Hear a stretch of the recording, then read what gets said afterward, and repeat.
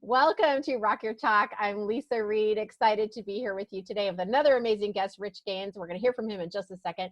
A little bit about the show, Rock Your Talk. I'm the founder of Get Speaking Gigs Now, where I help speakers learn how to get booked, stay booked, and attract their ideal clients through speaking. I'm also honored to be a trainer at Productive Learning, productivelearning.com, where we help people literally start to learn how to do that self-discovery thing that everyone's talking about. How do I ask the right questions to myself so that I can have more extraordinary experiences, more extraordinary life? It's pretty awesome. We're doing some amazing work there. And then I get the honor of having some really great experts on this show. And today, and I am not even making his name up, you guys, his name is Rich Gaines. And he's brilliant. He's good. So Rich, welcome. How are you? Tell us a little bit about you. Hey, Lisa, it's great to be here on the show. And, we've worked with each other for several years now, and you're just a terrific person. I really enjoy all the things we've done together. It's really fantastic, and I'm excited to be here to share some great ideas with everybody. A little bit about myself. So you were just talking about my name. Yes, it's, Richard, okay. But, so Rich Gaines, and I'm a tax attorney by my background. And the best part is my wife and I have twins, and they were born on April 15th. Tax Day. April 15th. So I call that the trifecta of tax. Oh my gosh, that's so funny. But yeah, that's a little bit about, so that's just a funny story about my background. But I am a tax lawyer, so I went to law school, and I couldn't get enough. And I decided that I would go into tax law, which means that I was really interested in helping people to save money, build wealth, achieve what I call maximum profit, and use the law in a very optimistic, very positive way to build wealth, build lives, and help people to get to the dreams that they want to get to. And so I've been doing this a very long time, over 35 years now, and I love it. And the thing that I really enjoy is working with business owners to help them grow their business. Yeah. And yeah, I know you probably hear that a lot about your name. I just love that. I mean, your name is Rich Gaines, which is already super cool. But the fact that your whole career and livelihood is around wealth and wealth building, I mean, it's just perfect. It's just like, how cool is the universe, right? It is. It fit together really, really well. And so it's pretty exciting, and it's great to have that because there's like this congruence between what I do, who I am, and how I want to help. Yeah, I love that. And I know you're going to share some tips with us today, kind of about that, like that creating some financial wealth for oneself. So what's your first tip for our listeners? Well, before I do that, I want to talk about something that I think is really important. Oh, okay. You and I were chatting. You and I were chatting about the mindset and business. The EQ, people's EQ, their emotional quotient or equivalent, and how that fits into business. And I wanted to share something I call an experience circle. The experience circle is our experiences create beliefs. Our beliefs drive our behavior. Behavior leads to actions. Actions have consequences, and consequences results or creates new experiences. And so that's why it's a whole circle. And that's really important because if you want to change in your life, you have to change your consequences. Well, you can't change that. You have to change your mindset. You can't, you can't change those consequences though without changing actions and behavior and beliefs. That's right. And so a lot of what I like to share, and when I talk about these ideas of the tips, is to provide new experiences that people can have that opens up their mind, that gets them thinking differently, and so they can take different actions, that they can look at the world in a different way. So I really wanted to share that. You're speaking my language. I love it. Thanks. Yeah, I knew you would, because I know productive learning is all about that, and it's That's all right. about the shifts I that love we it. make, of course. So you want me to just talk about the 3 tips, go one at a time? Yeah, what's the first one? Tell us the first one. So the first one is what I call avoiding chaos. And what I've noticed a lot with business owners is they do what they do best. They've trained in their skill. They've trained in the doingness of their business or their skill, but they don't think about what it means to run a business. And what happens is they get into chaos. Their operations, their systems, the bookkeeping, the accounting, all those things get chaotic, and it truly costs them a lot of time and money. Where I see it specifically is in the tax arena. So what happens is when tax time comes around, or maybe we're doing tax planning, or we're looking at revenue growth, we're looking at different areas of the business. The problem is that if their business is chaotic, it's disorganized, and they don't know where things are at, that costs them. It costs them an understanding of what their profits are. It costs them an understanding of what their revenue is and how to save money. The solution, if you will, is to get out of chaos, is to set up what I call a chart of accounts. And a chart of accounts is very simply all of the categories and structures of your income and your expenses. It's not hard to do. You can get help to, bookkeepers do this. You get help to put this structure in place. The best part is, while a lot of people feel like it's overwhelming to do this, once it's done, it's done. Yeah, especially now, right? Like everything just like from your credit card or your bank statements just goes boom. Like once you input it, program it, and then you go, this is always that, then exactly. And it's funny because as we're moving more towards all kinds of online platforms, the QuickBooks Online and some of the other programs that are out there, these things are designed to be automatic. If you buy a supply, if you buy gas for your car, if you have an expense in your business, well, once you set those things up, they're done. They're set up, and then the automation carries it over, and that makes it really easy. So avoiding chaos is one of the real first tips that I have, and that means getting that business organized, because once it's done, it's done. You never have to worry about it, and it is so effective and efficient for the future, and how we take that information and use it in all the different ways. Figuring out your money, figuring out profits, figuring out growth, figuring out tax savings, all kinds of ways to do that. And I can relate to that in so many different levels. I hate bookkeeping like so much. Okay, that's not why I was put on this earth. Definitely not. And I used to do it when I first owned a storefront. I was the one, somehow I agreed, or I was doing the bookkeeping. It was horrible. And when we hired a bookkeeper, it was like the heavens had parted, and all was Night right and in the day. world. All was right in the world. And ever since then, I thought, oh, I'm never doing this again, ever. It was so stressful, and I just hate it. Like, sucked the life out of me, right? There are people who love it, who just love it and are really, really good at it. And I'm saying, great. Like, let's give them that business, or let's have someone at your office help them out. I don't know if you have people who work for you who do that, but holy smokes. And you're totally right. So on one hand, I can, from personal experience, relate. And then also that what you were talking about, the avoiding the anxiety, or you said chaos, the anxiety is like, we are habitual human beings, and our emotions are habitual, as you know, kind of going back to what you were referring to, the experience circle. We have these feelings that actually we get really used to. And it's like, oh my God, tax season's coming. How stressful, or what, we have some story around what that means to us and what we have to do, quote unquote.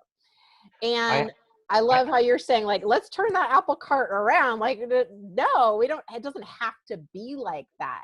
You can we be can proactive. completely shift our thinking. And it's funny you say that, because I say taxes are fun, and people are like, what? Wait, what? Taxes? They're not fun. I say, well, why are taxes fun? And taxes are fun because taxes are about saving you money. It's about putting more money in your pocket. It's about saving you're like, taxes. oh yeah. Oh, wait a minute. And who doesn't want to make more money? So it's fun. They don't call you Rich Gains for nothing. All right. What's your second tip? So the second tip is having a strong self-image. And a strong self-image may not be quite the thing that you're thinking about. A lot of times, tax attorneys are talking about that.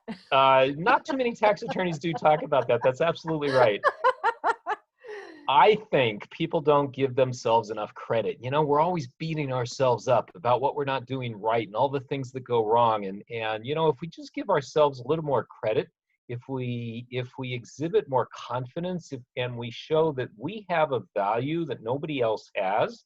Look, you have a specific skill, Lisa. You have a talent. Your talent is different than anybody else on this planet. You know, maybe the idea of the structure of what you do might sometimes be similar, but how you do that, who you are, and the value that you bring, your personality, your background, all of those things are so special.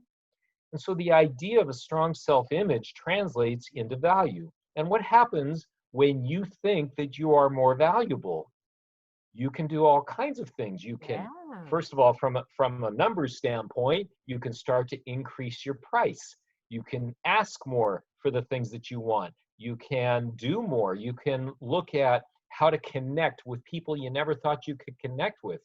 And so it all comes from this inside, right? It all comes from who we are, how we think about ourselves. And so when we put in place that strong self-image, which is about thinking about the value, thinking about our purpose in life, thinking about those visions that we have, the experience that we create for people, that value translates into huge amounts of growth and maximum benefit for the business owners and all the things that they're doing in their business and their life and their kids and their family and their travels, all of that. So that's something that I really like to emphasize is, and that's something I work a lot with business owners on is as I talk to them about their business and looking at, you know, what's going on in the business and asking them about their pricing structures and their programs and their different levels of things that they offer and what, you know, what is it that they can do to be more valuable to their customer, creating that customer experience that's so special for them.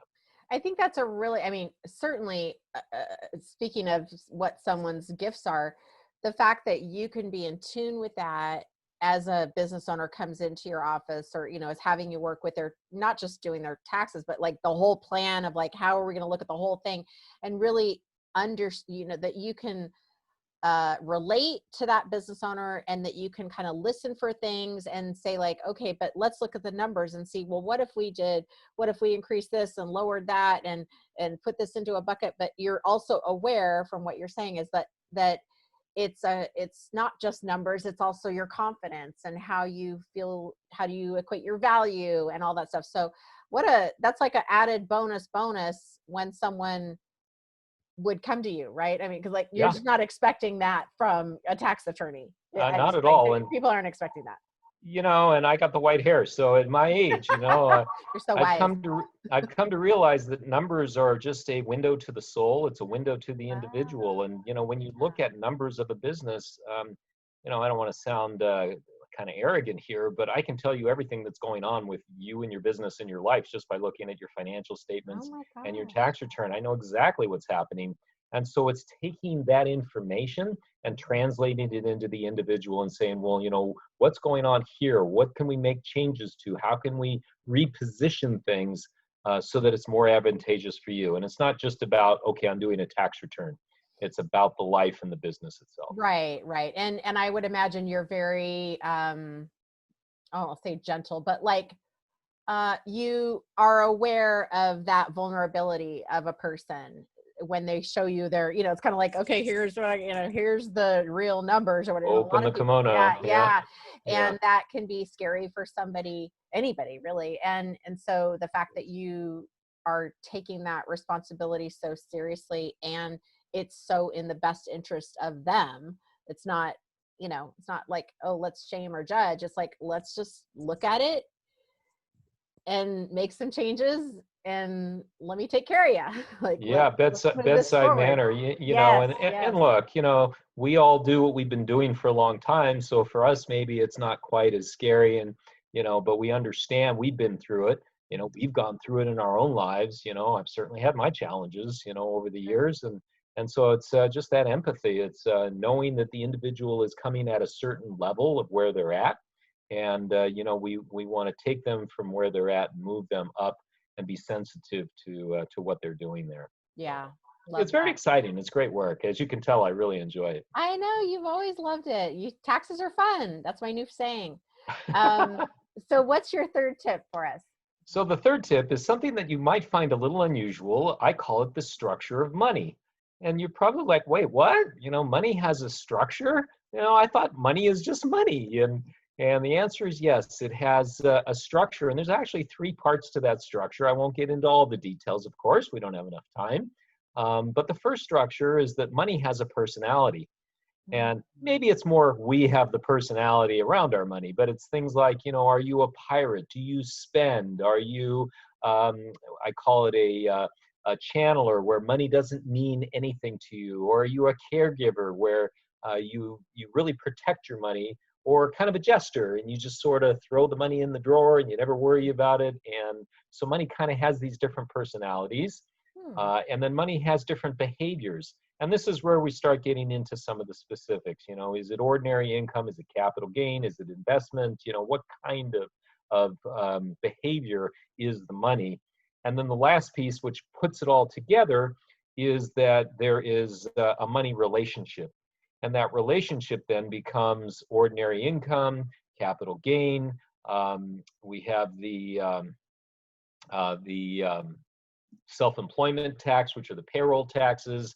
We have the ultimate tax, which is the investment taxes. So we have all these different relationships as it relates to money. And the way that I use this information is to maximize the good side of money and to minimize the bad side of money, so that we're doing the best to what I call achieve maximum profit and build sustainable wealth, which is kind of my new mantra. So AMP, achieve maximum profit, like putting a charge into your business, creating energy, getting things boosted and amping up your business. And so that's the idea of the relationship of money. Achieve maximum profit. Very cool. And then how do people, I know you're sharing all these great tips and I love the concepts. I'm like, ooh, structure money. That sounds so cool. How do people find you, or where would you like them to go to get more of this information? Well, thank you. I appreciate you asking. So a couple of different ways. So my website is www.businessgrowthbydesign.com. Cool. www.businessgrowthbydesign.com. Or you can email me at rich@businessgrowthbydesign.com. What a surprise. Yeah. I was thinking, I actually have two companies, so I was thinking about the other one as I was saying this, but yeah. You teach a lot of people a lot of things. And then, so I have a kind of bonus question here. It doesn't have anything to do with taxes or money, but it does have to do with rock, since the show is called Rock Your Talk. And it is, sorry, my little video thing is messed up here. Let me fix this really quick. There we go. No, not liking it. Okay. Well, we're going to finish it on green screen then. You're on green screen. Yeah, that's okay. Okay. Alrighty, here we go. So, sorry, let me fix this, guys. Sometimes cameras don't like to work. It's fine. Okay. So, this is the green screen. You get behind the scenes. So my question is, what's your favorite rock song or rock group? Oh boy. Oh my goodness. There's so many good ones. The one that always comes to my mind first. Yeah. What's that? Yeah. It can be top 5, top 10. It's all good. I think my first probably has to be The Who. I love The Who. Yeah. I'm an old guy, old rock and roller, but yeah, cool. all and Quadrophenia probably was my favorite album. Okay. That was their rock opera, and just an amazing group. Longevity, Roger Daltrey, and how he swung the microphone around and did all kinds of things. And you were getting insider tips into Rich Gaines' life. Yeah. I always wanted to be a rock star. The problem was my voice. Yeah. I know, me too. I'm right there with you. If I could sing, I probably would have done that, but I can sing by myself, but I don't think anybody else wants to. Yeah, as long as nobody hears, it's all good. Yeah. Oh my gosh. Well, thank you so much for being on our show, sharing us these great financial tips. And meanwhile, for our listeners, make sure that you also rock your talk and that you do something nice for yourself and for somebody else. We will see you next time. Thanks for having me, Lisa. Great to be here. Bye-bye.